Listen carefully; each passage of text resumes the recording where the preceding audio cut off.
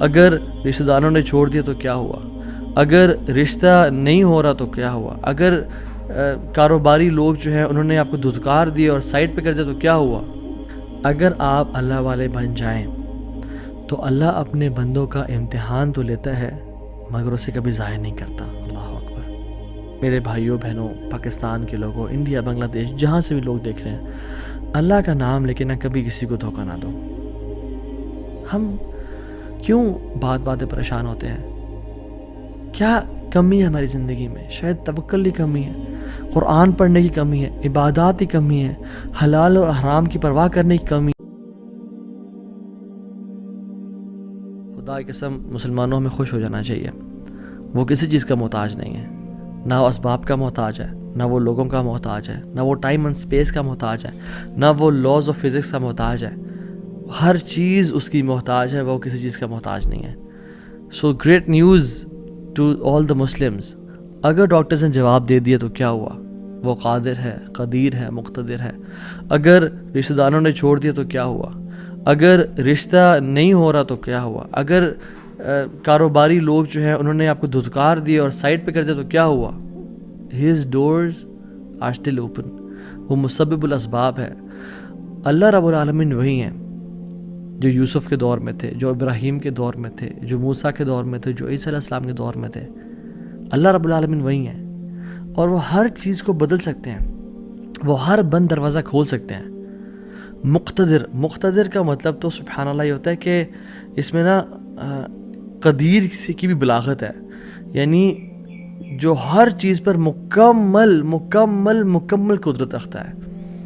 آپ لے لیں مثالیں، یوسف علیہ السلام کی اگزامپل دیکھ لیں۔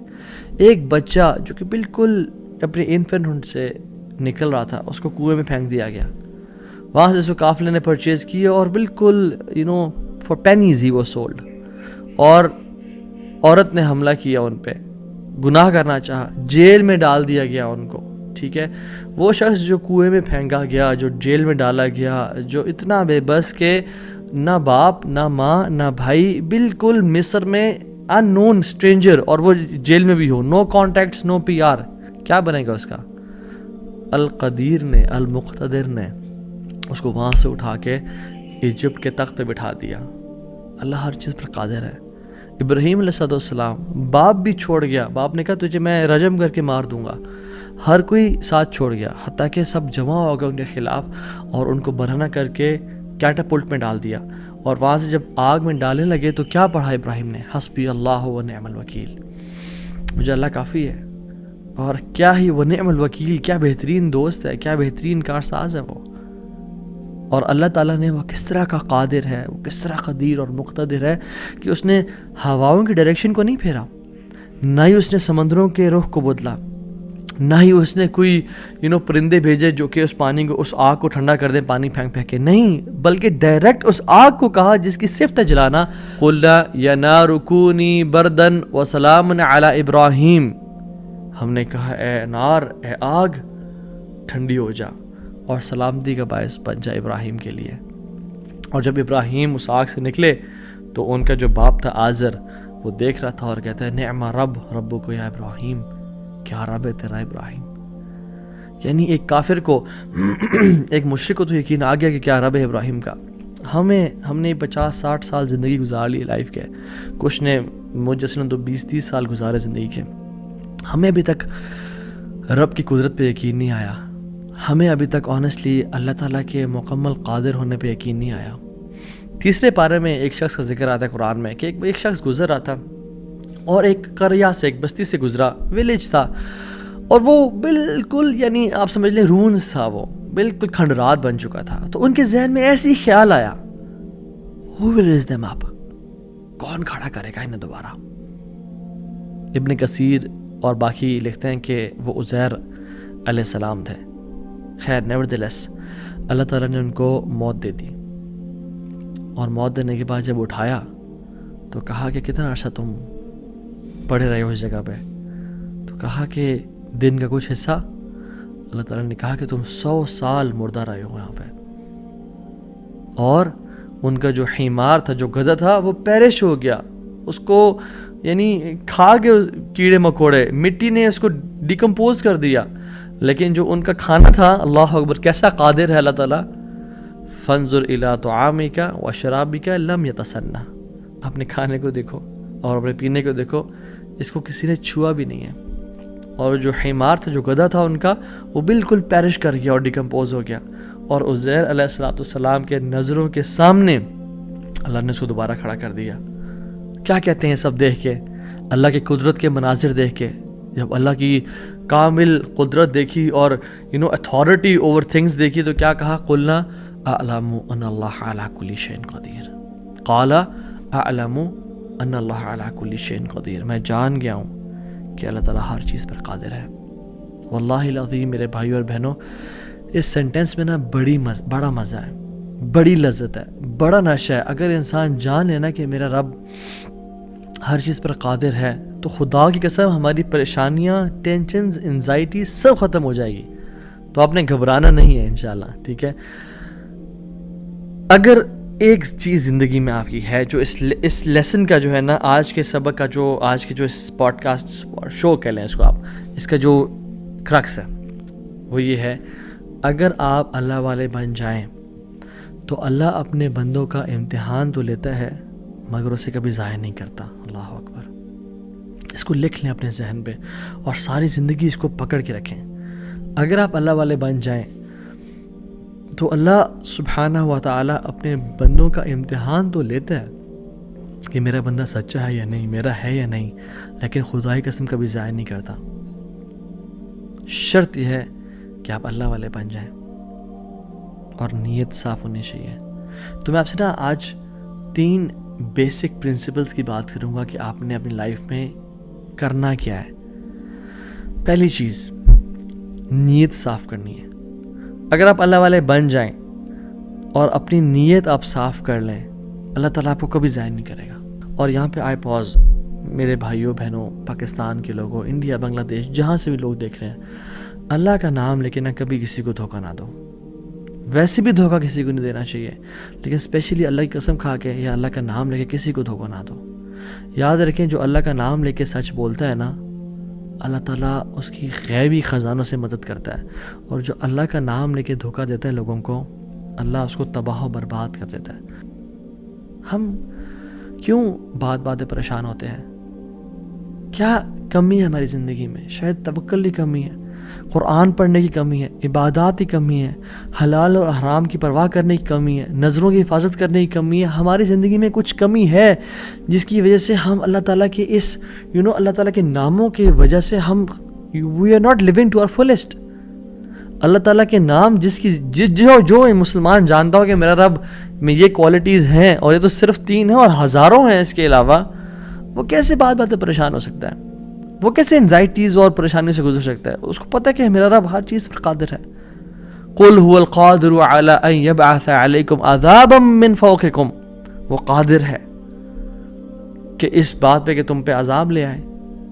ان المتقین فی جنات ونہر فی مقعد صدق عند ملیک مقتدر. عند ملیک مقتدر، وہ مقتدر بھی ہے، وہ ہر چیز پر قادر ہے. تبارک الذی بیدہ الملک وهو على كل شیء قدیر. وهو على كل شیء قدیر، وہ قادر بھی ہے، قدیر بھی ہے، مقتدر بھی ہے. تو پریشانی کس بات کی ہے؟ جب ہمارا رب ہے اور وہ ہر چیز کو کنٹرول کر سکتا ہے، اور ہم اگر اللہ والے بن جائیں تو پھر آپ یقین جانیں کوئی مسئلہ نہیں رہے گا. ہر پریشانی کو وہ آسانی میں ایسے بدل سکتا ہے. اس نے صرف کن کہنا، وہ بدل جائے گا.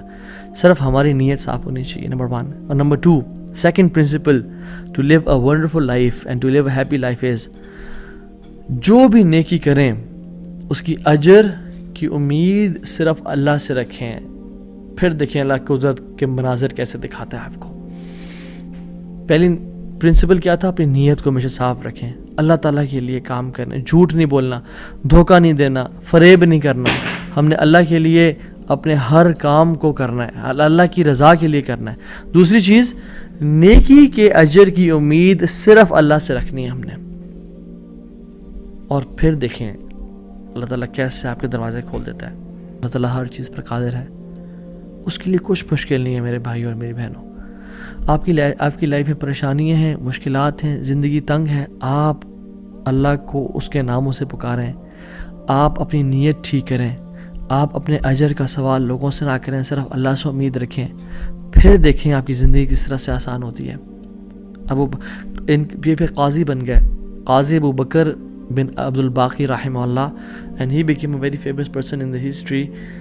ان کے ساتھ جو اللہ تعالیٰ نے واقعہ کیا، اللہ تعالیٰ آج بھی وہی رب ہے، آج بھی وہ اپنے رحمت خزانے کھول سکتا ہے اور قدرت کی دریا بہا سکتا ہے، اور ہماری زندگی میں ہماری جو مشکلات ہیں، پریشانی ہیں، وہ دور کر سکتا ہے۔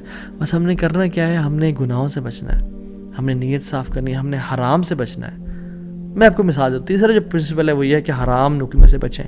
پہلا پرنسپل نیت کو صاف کر لیں، دوسرا پرنسپل اللہ کی رضا کے لیے سارا عمل کریں، اللہ کو خوش کرنے کے لیے تمام اپنے اعمال کو رکھیں اور صرف اس سے اجر کی امید رکھیں، اور تیسرا پرنسپل حرام لقمے سے بچیں۔ آپ صحابی رسول کا واقعہ دیکھ لیں، ابو امامہ الباہلی رضی اللہ تعالیٰ عنہ، جب وہ اس دین میں آئے، اسلام قبول کیا، تو غریب تھے، اپنی قوم والوں کے پاس گئے کہ جب وہ کھانا کھائیں گے تو میں ان کے ساتھ کچھ کھا پی لوں گا۔ جب انہوں نے کھانا پکایا اور سرو کیا تو کھانے لگے تو دیکھا اس میں دم مسفوح پکا ہوا ہے۔ دم مسفوح وہ ہوتا ہے جب بکرے کو ذبح کرتے ہیں نا، یا دمبے کو یا اونٹ کو نہار کرتے ہیں تو جو خون نکلتا ہے نا، اسے لوگ اس میں شامل کر لیتے ہیں اور اس کو پکاتے ہیں۔ کچھ روایت میں تھا کہ وہ خنزیر بھی اس میں تھا، جو کہ دونوں حرام ہیں۔ تو انہوں نے شدید بھوک کی حالت میں ایسے ہاتھ بڑھایا اور دیکھا دم مسفوح ہے تو اس کو چھوڑ دیا اور کہا یہ ناجائز اور حرام ہے۔ تو قوم والوں نے کہا تمہیں بڑا حرام حلال کی پرواہ، تم کون، تمہیں کیا ہوا؟ کہتے کہ میں ایمان لے کے آ گیا ہوں اللہ تعالیٰ پہ اور اللہ کے نبی صلی اللہ علیہ وسلم پہ، میں اسلام ہو گیا ہوں، میں نے اسلام قبول کر لیا اور میں مسلمان ہو گیا ہوں۔ تو انہوں نے کہا کہ اچھا ٹھیک ہے، بڑے تم آئے ہو نیک، جیسے آج کل کے لوگ کہتے ہیں نا تم بڑے مولوی ہو گئے ہو۔ تو نہیں کہا کہ تم بڑے مولوی ہو گئے ہو، تو تمہیں تمہارا دین مبارک ہو، بہرحال یہی کھانا تو یہ تم نے کھانا تو کھاؤ، نہیں کھانا تو نکل جاؤ یہاں سے۔ وہ چلے گئے، دور جا کے لیٹے، کہتے ہیں میں نے تھوڑی دیر کے لیے آنکھ لگائی اور بھوک کی شدید حالت تھی۔ تو جب میں نے حرام کا انکار کیا تھا، مجھے اللہ رب العالمین سے امید تھی، اس قادر قدیر سے امید تھی۔ آنکھیں میں نے کھولی تو میں نے دیکھا ایک پیالہ پڑا ہوا ہے، اس کو جب میں دیکھا تو اس میں دودھ ہے، اور کہتے ہیں میں نے اس کو پیا بسم اللہ پڑھ کے۔ کہتے ہیں کہ اس سے زیادہ میٹھا، اس سے زیادہ سفید اور اس سے زیادہ ٹھنڈا دودھ میں نے آج تک اپنی زندگی میں نہیں پیا تھا، اتنا خالص دودھ۔ کہتے ہیں میرا تو پیٹ بھر گیا اور میری رگیں سیراب ہو گئیں، اور پورے نا یعنی جو ایک ڈرائنس تھی میرے اندر بھوک کی وجہ سے، وہ بالکل ختم ہو گئی۔ کچھ دیر بعد قوم کے لوگ آئے اور کھانا لے کے آ گئے کہ ابو ماما تو ہمارے قوم کا ہے، تو ہمارے برادری کا ہے، چلیے کھانا کھا لیں۔ تو انہوں نے کہا کہ میں حرام نہیں کھاتا اور مجھے میرے رب نے پلا دیے دودھ۔ تو انہوں نے کہا کہ ابو ماما تو نے ایک تو پہلے دین کو چینج کیا، پھر تو بس جھوٹ بولنے شروع ہو گیا ہے، کیا مسئلہ ہے تیرے ساتھ، کوئی مسئلہ ہے؟ تو انہوں نے کہا نہیں میں جھوٹ نہیں بول رہا، میں اسلام قبول میں نے کیا، اور میرے رب نے مجھے، جس رب پہ میں ایمان لے کے آیا ہوں، جس قادر پہ میں ایمان لے کے آیا ہوں، جس مقتدر پہ میرا بلیف ہے، اس نے مجھے دودھ پلایا اپنی طرف سے۔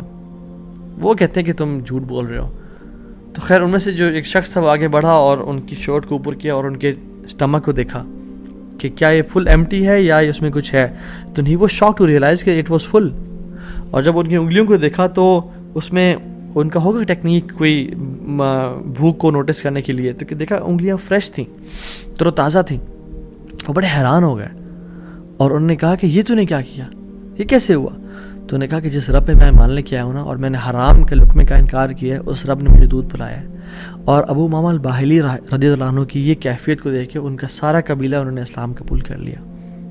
تو اگر ہم حرام کا انکار کرتے ہیں اپنی زندگی میں، we make it a point کہ حرام لقمہ ہم نے نہیں کھانا، تو اللہ تعالیٰ کس طرح سے اپنی قدرت کے مناظر ہمیں دکھائیں گے۔ دیکھیں، حرام بھی ہم کمائیں اور پھر بھی اللہ سے امید کریں کہ اللہ قدرت کے مناظر دکھائے، جھوٹ بھی بولیں، 500 کے پیچھے، 1000 روپے کے پیچھے جھوٹ بولیں، یہ کہیں لوگوں کو جی دیکھیں میری تو پہنچ یہ 1000 روپیز ہے، اور حالانکہ وہ پہنچ ہوتی ہے 500 کی یا 600 کی، تو بندہ کچھ پیسے کے لیے جھوٹ بولے اور پھر کہے اللہ تعالیٰ قدرت کے مناظر بھی دکھائے۔ عمل تو ہم پھر آن والا کریں اور موسیٰ علیہ السلام والا رزلٹ دیکھنے کی کوشش کریں، ایسا کبھی نہیں ہوتا۔